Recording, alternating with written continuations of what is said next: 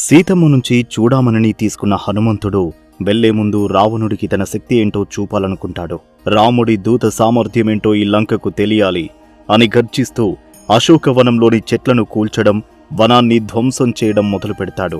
వనాన్ని నాశనం చేస్తున్న వానరాన్ని ఆపడానికి రావణుడు తన సైన్యాన్ని, ఆ తర్వాత తన కుమారుడు అక్షకుమారుడిని పంపిస్తాడు. భయంకరమైన యుద్ధం జరుగుతుంది.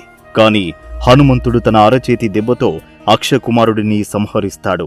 ఈ వార్త విని రావణుడు షాక్కు గురవుతాడు. చివరికి రావణుడు తన పెద్ద కుమారుడు ఇంద్రజిత్తును పంపిస్తాడు. ఇంద్రజిత్తు తన శక్తివంతమైన బ్రహ్మాస్త్రాన్ని ప్రయోగిస్తాడు. బ్రహ్మాస్త్రానికి గౌరవమిచ్చి హనుమంతుడు దానికి లొంగిపోతాడు. రాక్షసులు హనుమంతుడిని కట్టివేసి రావణ సభకు తీసుకెళ్తారు. రావణుడు సింహాసనం మీద గర్వంగా కూర్చుని ఉంటాడు. హనుమంతుడు తన తోకతో ఒక ఎత్తైన ఆసనాన్ని నిర్మించుకుని రావణుడికి సమానంగా కూర్చుంటాడు.